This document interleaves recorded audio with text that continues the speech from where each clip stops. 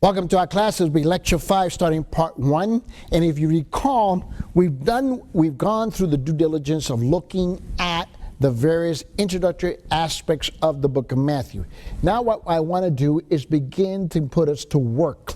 So you're going to need to open your Bibles to the book of Matthew, and we're going to outline this entire book in this next class. Here's our theme. More than any other gospel writer, Matthew appealed to the Old Testament scriptures. There are 53 direct quotations and 76 allusions to the Old Testament language. I want you to understand, Matthew is replete with the Old Testament.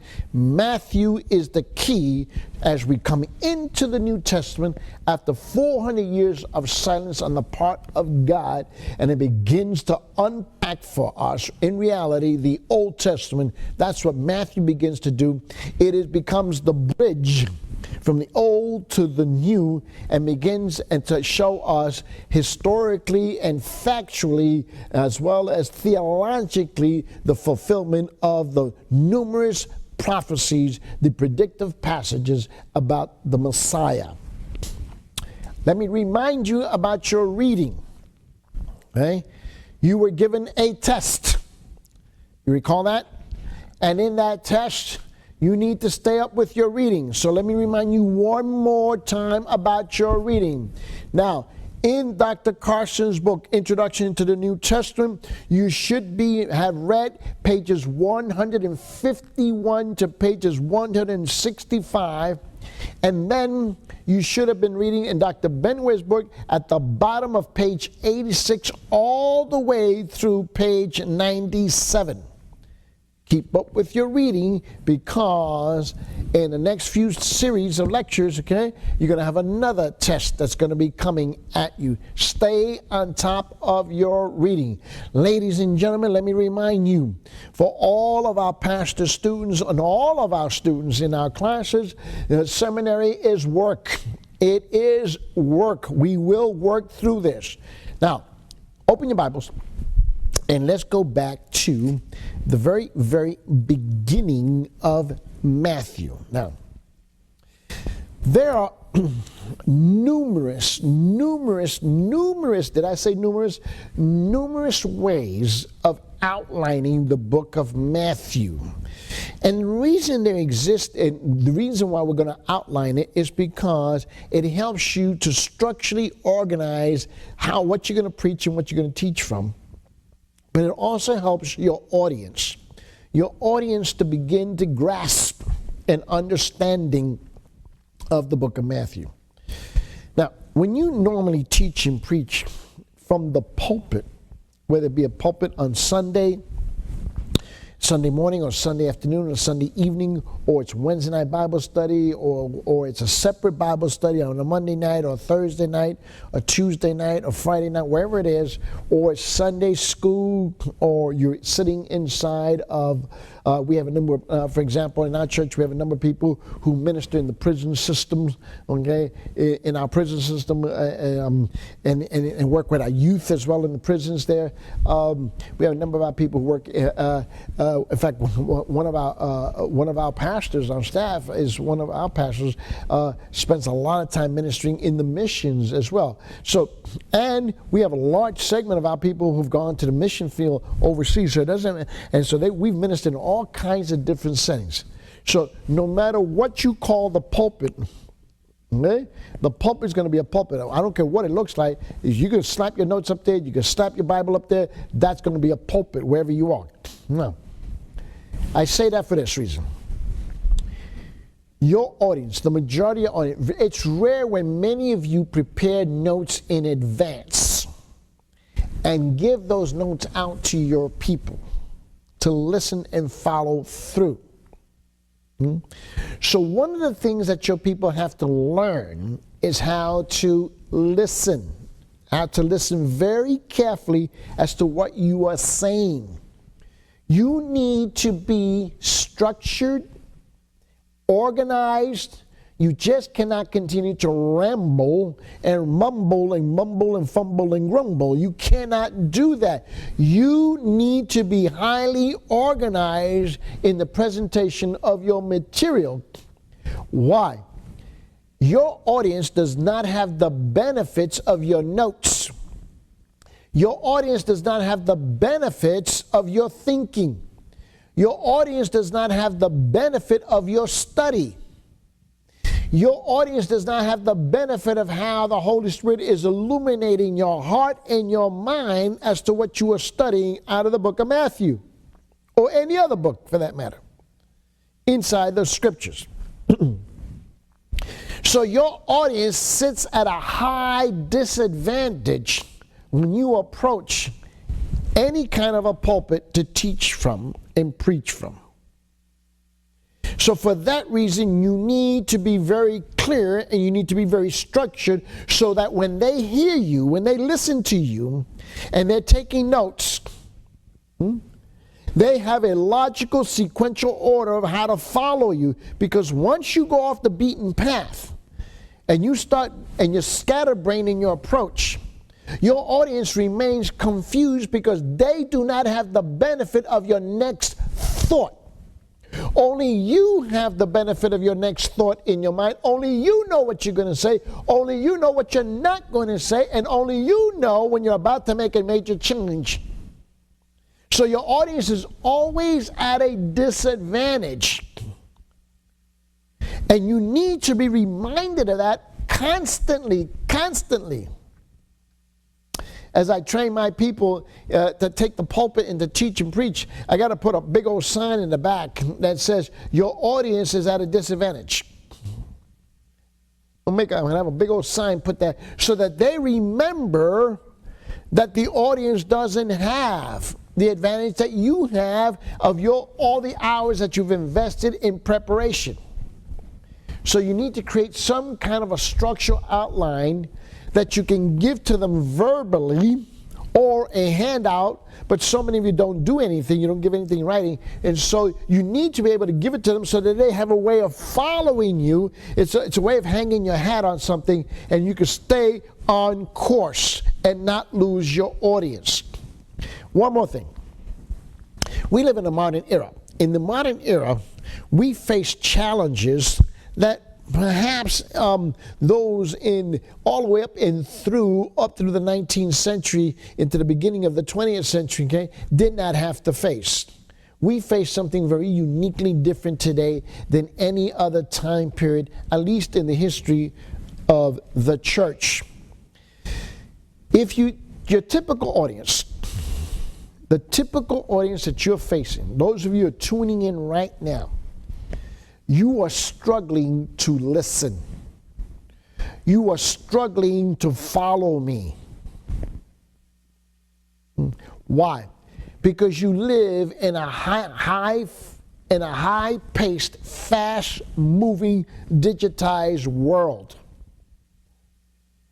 If you look at the average person, at least in this country, and we know that the statistics are proving and the studies are proving that this is expanding exponentially around the world. If you look at your typical audience, what happens? They spend most of their time in front of what? In front of a television set. This is where they spend most of their time.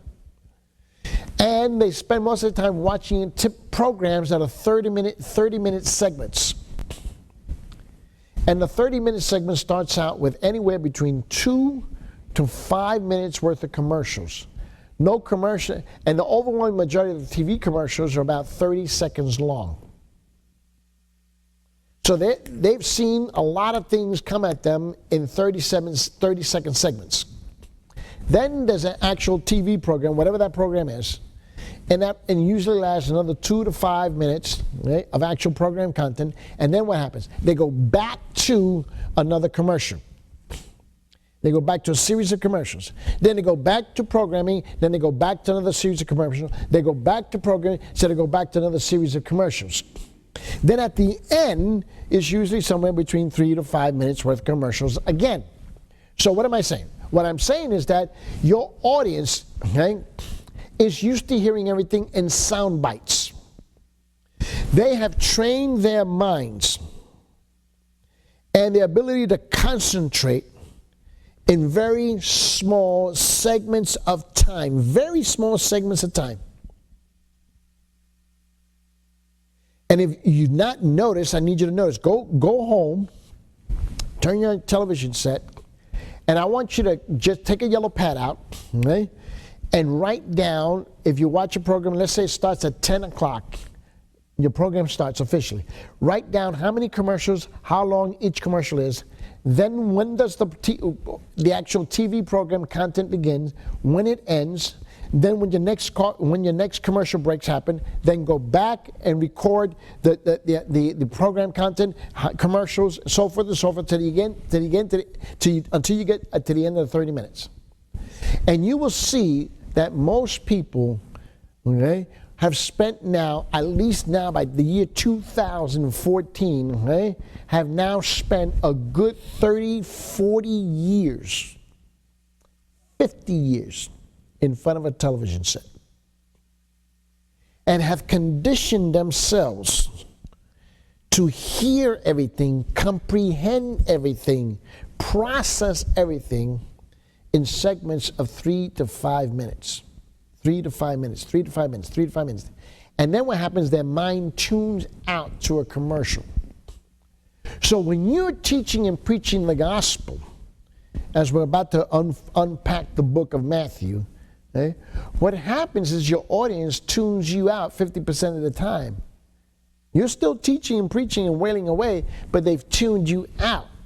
And they will tune you out even more because you're not highly structured. You've not done the due diligence to prepare your audience to receive the benefit of your heart, your mind, the spoken word that will pass your lips, your prayer time, your prep time, and you've not taken the time by not being highly structurally organized so that they have a way of following you in some kind of a sequential logical order. So what we want to do is to take the book of Matthew. And you're going to have a number of assignments that you have to fulfill in doing this. And I'm doing this purposely. So here's what we're going to do. We're going to do a global outline. A global outline. Follow me? And I'm going to give you that outline verbally, purposely. And you're going to have to write it down. Write it down. Okay? And we're going to go from chapter 1 to chapter 28. Okay? Then we're going to come back and fill in some of this outline. And they're going to be general outlines. Then your homework is going to be to break down that general outline into specific outline. This requires you actually reading the text. Are we together? It's really important. Now, so let's begin. We're going to put an outline of Matthew. Okay? Here's going to be the first outline. Number 1. The birth and childhood of Jesus, the Messiah. Number 1, the birth and childhood, okay, of Jesus, the Messiah. Comma, and put Matthew 1:1 all the way to Matthew 2:23. Number 2, the preparation for the Messiah's coming. The preparation for the Messiah's coming. The preparation for the Messiah's coming. Comma. Matthew chapter 3, verses 1 all the way to Matthew chapter 4, verse 11. I need you to get an appreciation, to gain an appreciation that your audience is listening to you just as you are listening to me. Number 3, the beginning of the Messiah's ministry. The beginning of the Messiah's ministry. That would be Matthew chapter 4, verse 12, all the way to verse 25. Number 4, the teachings of the Messiah to his disciples. The teachings of the Messiah to his disciples, the great Sermon on the Mount. The Sermon on the Mount. Write this down. Matthew chapter 5, verse 1, all the way to Matthew chapter 7, verse 29. Are you beginning to get a picture of how we're going to break out this big book? Number 5, the Messiah's great authority and power. The Messiah's great authority and power revealed in the world, in the word and work. Revealed in word and work. Revealed in word and work. The Messiah's great authority and power revealed in word and work. This will be Matthew chapter 8, verse 1 to Matthew chapter 9, verse 34. Number 6, the Messiah's messengers. The Messiah's messengers and their mission. The Messiah's messengers and their mission. You're going to write down next to it Matthew chapter 9, verse 35, all the way to Matthew chapter 10, verse 42. Number 7, the Messiah's vindication of his messiahship. The Messiah's vindication of his messiahship. That would be Matthew chapter 11, verses 1 through 30. Number 8, the Messiah's defense of himself against opponents. The Messiah's defense against himself, the Messiah's defense of himself against opponents. Write down Matthew chapter 12, verse 1 through verse 50. Number 9, the Messiah's parables describing the kingdom of heaven. The Messiah's parables describing the kingdom of heaven. That would be Matthew chapter 13, verse 1 through 52. Matthew chapter 13, 1 through 52. Brother Eddie, you need to slow down. No. You need to appreciate your audience. You need to appreciate what they go through when you're teaching and preaching through the book, and we're going to break out the book of Matthew in this particular class so you can see the difficulty and the disadvantage your people are at when you're speaking. How do you properly work through the text if they don't keep up with you? You need to understand. That's why you have to be highly structured. Number 10, the Messiah's ministry while in exile from Herod. The Messiah's ministry while in exile from Herod. That would be Matthew chapter 13, verse 53, all the way to Matthew 16, 12. All the way to Matthew 16, 12. So keep up with me. I want you to appreciate your audience, what they have to go through when you're teaching and preaching. Number 11, the Messiah's dramatic revelation. The Messiah's dramatic revelation, his messiahship, his church, and his cross. His messiahship, his church, and his cross. This is number 11. The Messiah's dramatic revelation, his messiahship, his church, and his cross. And that will be from Matthew 16:13 to Matthew 17:27. To Matthew 17:27. Now, number 12. Keep up. The Messiah's disciples and their behavior toward one another. The Messiah's disciples and their behavior toward one another. That will be Matthew chapter 18, verses 1 through 35. Matthew 18, verses 1 through 35. Number 13, the Messiah's teaching on the way to Jerusalem. The Messiah's teaching on the way to Jerusalem. That would be Matthew 19:1 all the way to Matthew chapter 20, verse 34. Matthew 19:1 all the way to Matthew chapter 20, verse 34. Number 14, the Messiah's last week. The Messiah's last week. His claim challenged and rejected. his claim challenged and rejected. Excuse me.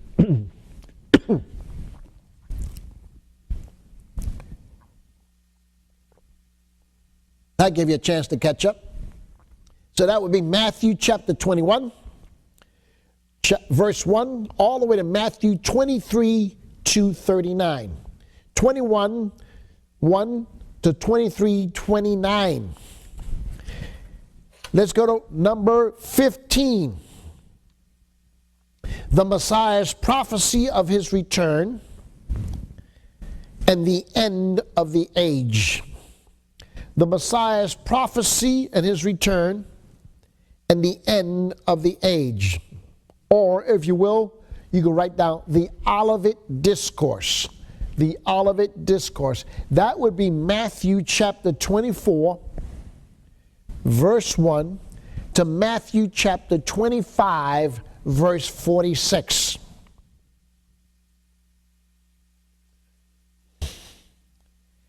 Then let's go to number 16. The Messiah's arrest, trial, and crucifixion. The Messiah's arrest, trial, and crucifixion. That would be Matthew chapter 26, verse 1, all the way to Matthew chapter 27, verse 66.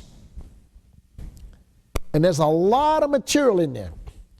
Then we're going to do the last one. This will be number 17. So we're working with a 17 major point outline, and then we're going to break that down together so you know how to organize this book.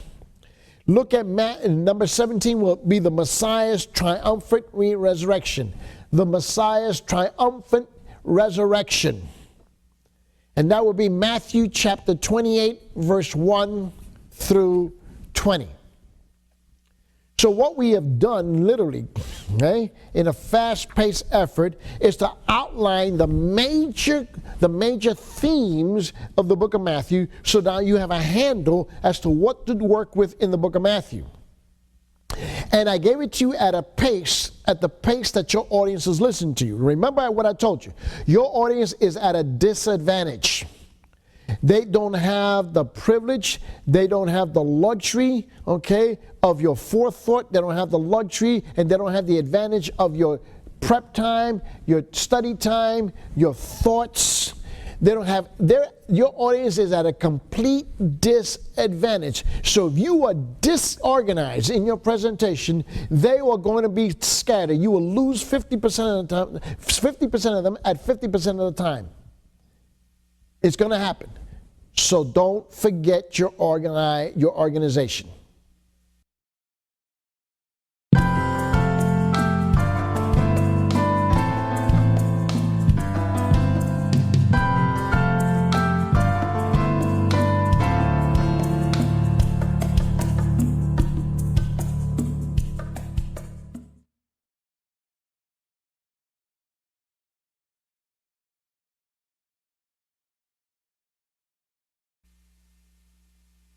Welcome back to our class. This will be lecture 5, part number 2. And if you recall, in our last lecture, we were looking at the book of Matthew, and we gave you an overview, and we broke it down in outline format.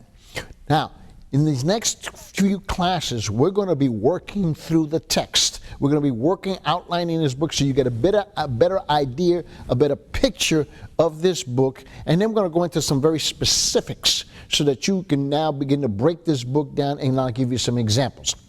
So let's go look at it one more time. If you recall, in our last class, I had given you an outline of basically 17 points how to break this book down. Remember, what I also said to you was that there are numerous ways of breaking the book of Matthew down. There are numerous outlines that are out there. I just happen to choose one to work with. That's all. You can break it down another way if you so desire.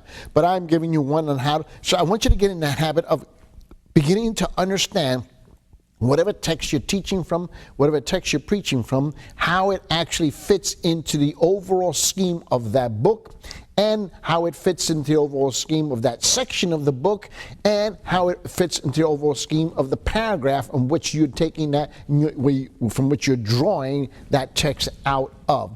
And so we're looking at the book of Matthew now. You remember that I told you also that the book of Matthew is the transition, the gateway back into the New Testament after the 400-year period of silence. So we're looking at this in a way to just begin to show you how to break down a section so that you're able to teach and preach from it for yourselves. You will have some homework assignment, so get your yellow pads out, get your laptops out, get your tablets, get whatever it is that you're writing with, get your Bibles out, and let's begin to break this down. And remember, I also mentioned to you that I'm going to give this to you verbally because your audience is listening to you verbally. They have to be able to follow you. And you need to make sure that they are following you. How? By maintaining yourself in a structural outline that you can work with. And then you can go on and make all of your comments and you can make all of your comments with regard to that particular outline as you so desire. If you recall, we had all mentioned that we had a 17-point outline. And what I've done is just to select one point. Now, if you remember, I gave you the 17 points, and that you should have those notes. You should have picked them up coming into the class. You should have downloaded them by now. And we're looking at the general outline of the book of Matthew. If you go to the first point, the birth and the childhood of Jesus, the Messiah. Point number 2, the preparation of the Messiah's coming. Point number 3, the beginning of the Messiah's ministry. And point number 4, let's park ourselves at point number 4, the teachings of the Messiah to his disciples, the great sermon on the Mount. This section covers chapter 5, verse 1, all the way to Matthew chapter 7 to verse 29. So we're going to look at this as an example. Now, we've selected point number 4 within the scope of the entire book of Matthew. Now let's break down point number 4 in detail. And we're going to bring it a little bit more detail. Here's what we're going to do. Now, get your pens out. We're going to break this thing down. So we're going to transfer point number 4 over to a different sheet of paper. And we're going to put the teaching of the Messiah to his disciples, the great sermon on the Mount, Matthew chapter 5, verse 1, all the way to Matthew chapter 7, verse 29. Now we're going to break this section down. We're going to break this entire section down all the way from Matthew chapter 5, verse 1, all the way to Matthew 7, 29. Are you ready? Let's do this. Point A. The true disciple, part 1. Who is and his reward. And remember, this whole section talks about the Beatitudes. So this is going to cover Matthew chapter 5, verse 1 through 12. Point B. The true disciple, part 2. The salt of the earth, serving God. This will cover Matthew 5:13. Point C, the true disciple, part 3, the light of the world shining for God. The light of the world shining for God. This will be Matthew chapter 5, verse 14 to verse 16. Now you're beginning to see how we're going to break down this global outline into a regional outline. Now let's go on. Point D. The law and Jesus, breaking the law of God. That would include Matthew chapter 5, verse 17, all the way to verse 20. Point E, the real meaning of murder. The real meaning of murder. The significance of murder, the true meaning. That will be Matthew chapter 5, verse 21 to 26. Then let's look at point F, the real meaning of adultery. The real meaning of adultery. So we'll look at that section, and that will be Matthew chapter 5, verse 27 to 30. Okay, now let's back up. We had point A, the true disciple, part 1. Who is and his reward, the Beatitudes.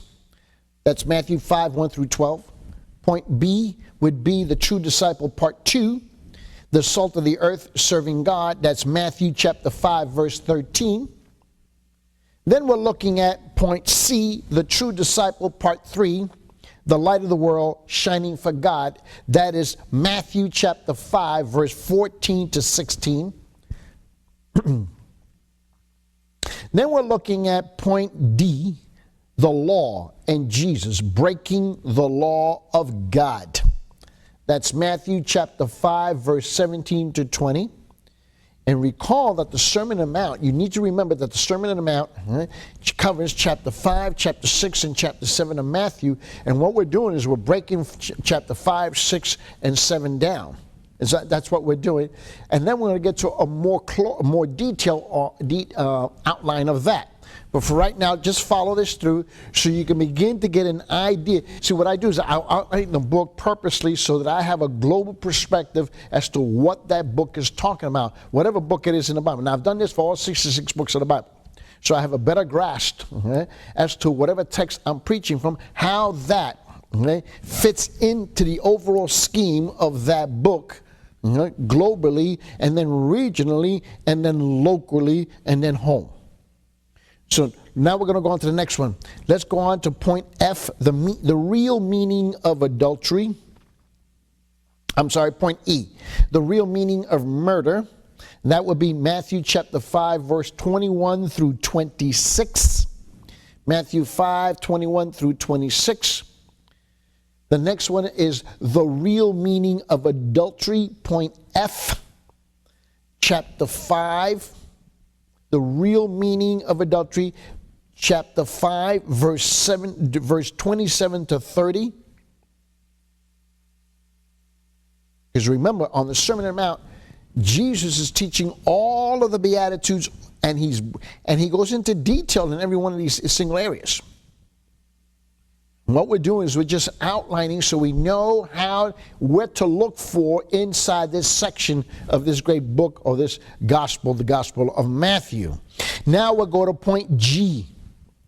Point G would be the real meaning of divorce. The real meaning of divorce. So we're looking at this here in the book of Matthew, and we're going to now look at sections Matthew chapter 5, verse 31 and 32. Matthew chapter 5, verse 31 and 32. Now we go into point H. The real meaning of oaths and swearing. Oaths and swearing. When you take an oath and you swear, what is the real meaning of taking, of making oaths and swearing? What does that really mean? And because Jesus deals with this subject, and he does so in Matthew chapter 5, in verses 33 to 37. Verses 33 through 37. Now let's break it down even further. Point I. Point I, the real meaning of the law governing injury. The real meaning of the law governing injury. And you see that whole section is covered in Matthew chapter 5, verse 38 to 42. Matthew chapter 5, verse 38 to 42. Then we get to point J. The real meaning of human relationships. The real meaning of human relationships. And now you see Jesus has this great discussion on this subject in Matthew chapter 5, verse 43 to verse 48. Matthew chapter 5, verse 43 all the way to verse 48. So if we wanted to break down that section in more detail, we would. In fact, we're going to go ahead and do that a little bit later on. We're going to break one of the sections down in even more detail. Now look at this. We go now to point K. Point K. The right motive for giving. The right motive for giving. Now we have finished Matthew chapter 5. Now let's break down Matthew chapter 6. Point K would be the right motive for giving. That would be Matthew chapter 6, verses 1 through 4. Verses 1 through 4. The right motive for giving, Matthew chapter 6, verses 1 through 4. Right? Work your outline down, just work your outline down, and do these outlines on separate sheets, on separate pages, so you can begin to see how everything flows. When you spread them out, you'll see how these outlines are going to break down from a global perspective to a regional perspective to a local perspective and to a home perspective, into a very detailed perspective. So we're going to go from the size of the country all the way down to your closet. That's how far we're going to go down in breaking a section down. And you do this repeatedly with every single text that you preach out of, no matter what subject you're dealing with, doesn't matter where you are in the scriptures. You can break this down. You remember what I spoke to you about on numerous classes ago, and I'm going to show you when we began at the beginning of the semester. I think we were talking about this as how do I study, how do I break these things down, and the process. So you remember I told you I have 4 reading cycles? And remember there was 4 reading cycles, and then there are 4 cycles within those cycles in breaking the scripture down so that I may get an understanding of what is being dealt with the subject matter in its proper context.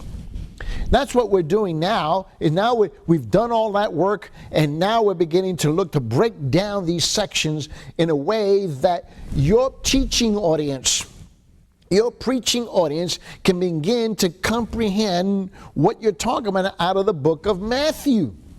Now let's look at this. As we go to the next section will be point L, the right motive for prayer. The right motive for prayer, put part 1. The right motive for prayer, part 1. That would be Matthew chapter 6, verses 5 and 6. Verses 5 and 6. Now we're going to break this down. Point M. M as in Mary. The 3 great rules for prayer. The 3 great rules for prayer. Part 2. Part 2. That would be Matthew chapter 6, verse 7 and 8. And if you recall, I had mentioned to you that you can take numerous outlines. Right? We're just working one through right now so that you get a handle, an idea, okay, of how I look at the book of Matthew and breaking it down in all of its subsections. Now we go to point N. N as in Nancy. The model prayer. The model prayer, or what a lot of people are accustomed to calling it the Lord's Prayer. But in reality, it's the model prayer. Right? The disciples' prayer, this is where they ask Jesus to teach them how to pray, because we know that the Lord's Prayer, the true Lord's Prayer, is John chapter 17. But this is really the model prayer, or the disciples' prayer, if you will. So we look at this section here on point N, as in Nancy, the model prayer, part 3. You would write next to that Matthew, okay? You would put Matthew chapter 6, verses 9 through 13. Matthew chapter 6, verses 9 through 13. Now we get to point O. Point O, as in Oscar. Right? And we will put this section, the basic principle of prayer. The basic principle of prayer, put part 4. Part 4. Okay? And right next to it, put forgiveness. Forgiveness. That would cover the section of Matthew chapter 6. Matthew chapter 6, verses 14 and 15. Matthew 6, verses 14 and 15. Now let's break this down even further. We are going to now put point P. P as in Peter. P. The right motive for fasting. The right motive for fasting. That would be Matthew chapter 6, verse 16 through 18. Matthew chapter 6, verse 16 to 18. Now we're going to put point Q. Q as in quiet, as in quail. Right? Point Q would be the warning about wealth and materialism. The warning about wealth and materialism. That would be point Q. The warning about wealth and materialism. That would be point, and I want you to see this, that would be sections Matthew chapter 6, verses 19 through 24. Verses 19 through 24. So we've gone through all of Matthew chapter 5. Now we're going through Matthew chapter 6. We're breaking down the Sermon on the Mount in chapter 5, 6, and 7. And we're creating now a regional, if you will, outline so you can begin to work with this. So this would be point Q, the warning about wealth and materialism. Matthew chapter 6, verses 19 to 24. Now look at this next section. Point R. R as in Robert. R as in Robert. The counsel on worry and anxiety. The counsel on worry and anxiety. This would cover Matthew chapter 6, verses 25 all the way through verses 34. So this is a much larger section. It's a much more complicated section, but not that more complicated. So that would be Matthew chapter 6, verses 25 all the way to verse 34. Are we together now? You got to stay together with me on this. Now we're going to go to point S. Point S. I'm doing this purposely this way so that you get a handle on how people listen to you when you're teaching and preaching. Because you need to be able, your audience needs to be able to follow some linear thought so that they can process the information that you're sharing them out of the book of Matthew. So here we go. Point S, the warning about judging and criticizing others. Point S as in Sam. Sam. Point S as in Sam. The warning about judging and criticizing others. The warning about judging and criticizing others. That would be Matthew chapter 7, verses 1 through 6. So you will now work through that section, right? And those verses speak about that subject specifically, but there's a lot more information in that section. And we'll show you that a little bit later on. So point S, the warning about judging and criticizing others. And then we get to point T. Point T as in Tom. Tom. Point T as in Tom. The key to prayer, persevering in prayer. Here's the section. The key to prayer, persevering in prayer. The key to prayer, persevering in prayer, persevering in prayer. This would be Matthew chapter 7, verse 7 through 11. Matthew chapter 7, verse 7 through 11. Now we get to point U. U as in a U-turn. U as in unicorn. U. The title of this section will be The Summit of Ethics. The Summit of Ethics. The Golden Rule. The Golden Rule and two choices in life. The Golden Rule and two choices in life. So we would use now verses 12 to 14. Matthew chapter 7, verses 12 through 14. Now let's go to point V. V as in victory. V as in victory. The warning about false prophets. The warning about false prophets. That would be Matthew chapter 7, verse 15 through 20. Verse 15 through 20. Matthew chapter 7, verses 15 through 20. And then we get to point W. W. Right? Right? The warning about false pretenses. The warning about false pretenses. Who shall enter the kingdom of heaven? who shall enter the kingdom of heaven. That would be Matthew chapter 7, verses 21 through 23. Verses 21 to 23. Now let's look at point X. X. The wise and foolish builder. The wise and foolish builder. That would be Matthew chapter 7, verses 24 through 27. Verses 24 through 27. And then we get to point Y.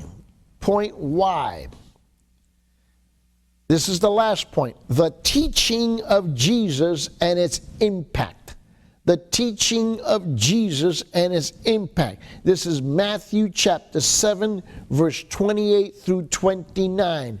Matthew chapter 7, verse 28 to 29. Now, now you can see how we've taken a global outline from the last class where I gave you 17 major points that cover all 28 chapters of the book of Matthew.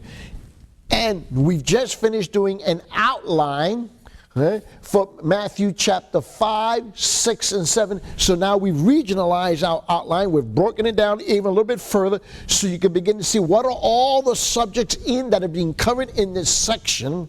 And what we're going to do in our next class is we're going to break down 2 of these sections within, for example, let's take the true disciple part 1.